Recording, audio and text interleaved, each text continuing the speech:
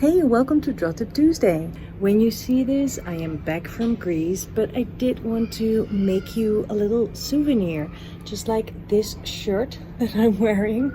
I bought that as a souvenir yesterday, and I found a wonderful quiet spot here on Naxos to draw, and I recorded the process for you. I didn't bring a tripod or anything, so if you see the camera move at some point, that's because my backpack is the tripod and my phone starts to sort of fall in there. But you can see my sketchbook, and that's what it's all about. I start with mixing a gray, using a blue and a brown for that. You can use really any kind of blue and brown. And then the more blue you add, the cooler the gray gets. And the more brown you add, the warmer it gets. It's really an endless range of grays that you can create with just blue and brown. I'm looking at that gray path, and I am not overthinking and just putting in the main basic shape that I see of that path. I see a little chunk of blue sky, so I'm adding some bright blue there. And then on the wall on the right, there's greens, and also on the left there are plants. So I just play around with a little bit of mark making, a little bit of green.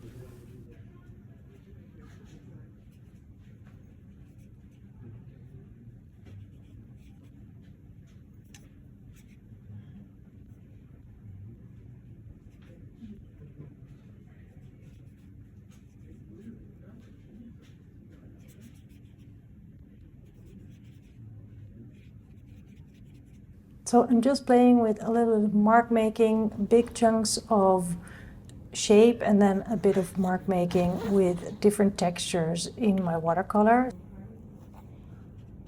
The more you dilute your paint, the lighter it will be, and if you add a little bit more pigment, you can actually layer a little bit while it's still wet.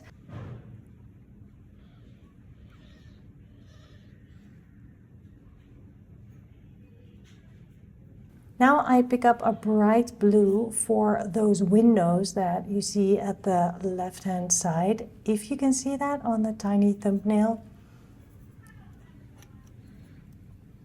And I'm adding more greens for the pots of plants below. Quick mark making with my green from my palette, and then also I add some blue for the pots that I see. You can see that I'm keeping my palette quite limited because there is actually quite limited color in this view. What this looks like.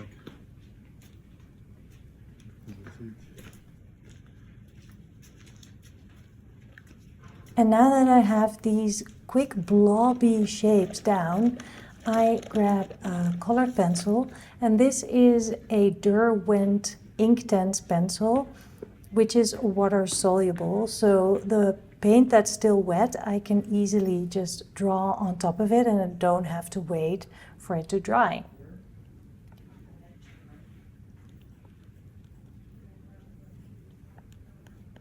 And I'm just having fun simplifying the things. There's no need to outline the windows. They are the shapes already in itself, and just adding the stripes to show that there's the slits in the wooden windows, in the wooden shutters, that's enough. Also, a little bit of scribbly bits on that green shape that's already there might actually be enough to show that there's plants here. So I'm having a lot of fun doing quick scribbly bits. You can see how I also turn my pencil while I am drawing so that I have less control, and I also use the different sides of my pencil. Not being too accurate, and also things don't quite line up.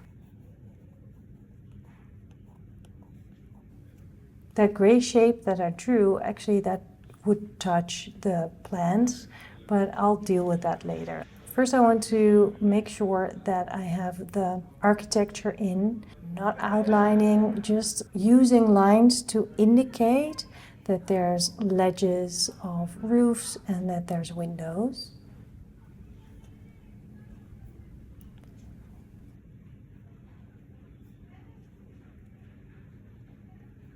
And the Inktense pencil is nice and soft, so it's easy to make marks with it.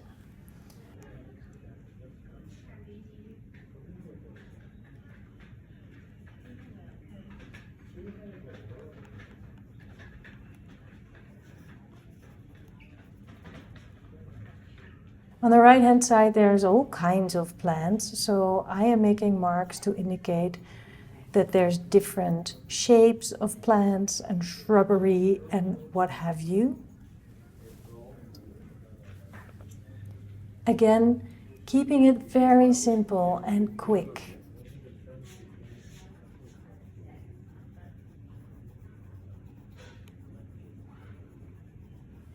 And now I think I'm ready to tackle that street. And you can see that it has these tiles, I guess you could call them. And I am trying to just indicate that they are all different shapes and that they give a lot of texture and rhythm to what we see, without really trying to make it very accurately exactly the way I see it.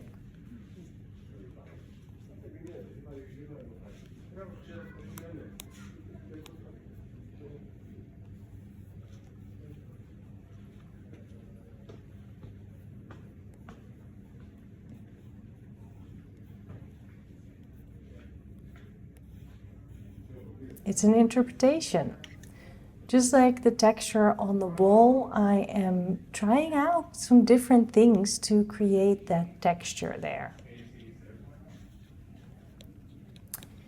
And I am holding my pen quite far at the end so I don't have too much control, and then I can make light textural shapes.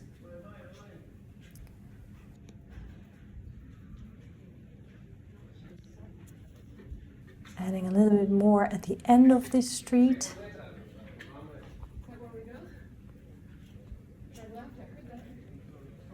My pencil is getting a little bit blunter, and that is quite all right. I just keep going. I don't want to stop to sharpen the pencil. I don't have to be accurate anyway.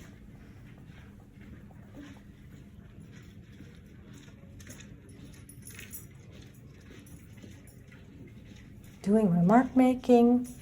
Parts of it is sort of a continuous line. Again, holding my pencil a little bit further away from the tip so that I have a little less control and my line becomes a little more organic.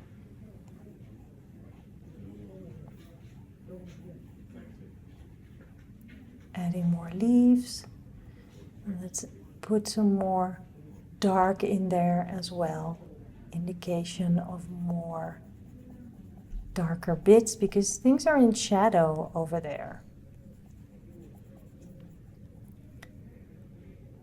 And I'm making part of this up, just simplifying what I see. And also it's far away, so I don't even see it that well.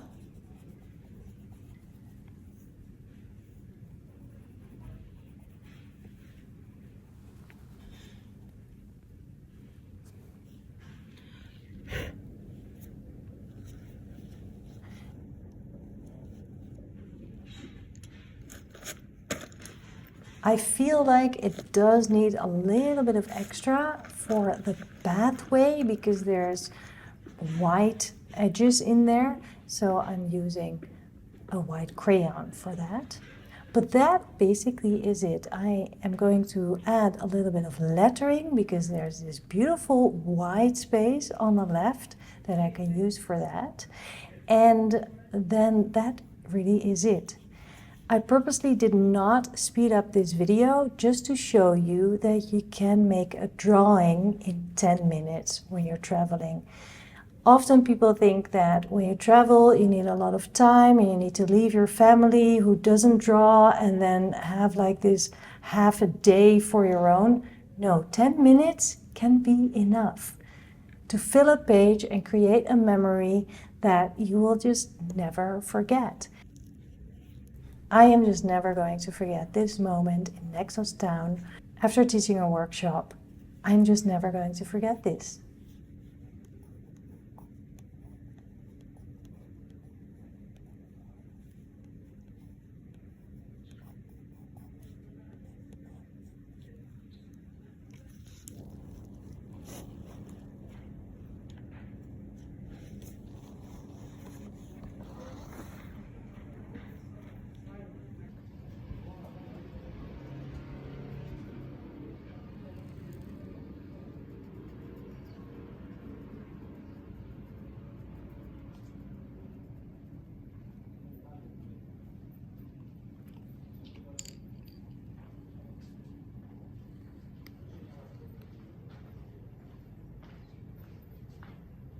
Thank you for watching. I hope this was helpful to see the process of blobbing first and then adding some line on top. Not really matching up exactly the blobs, but matching enough. I had fun doing this and I hope you enjoyed this souvenir that I got ya. See you next week. Bye.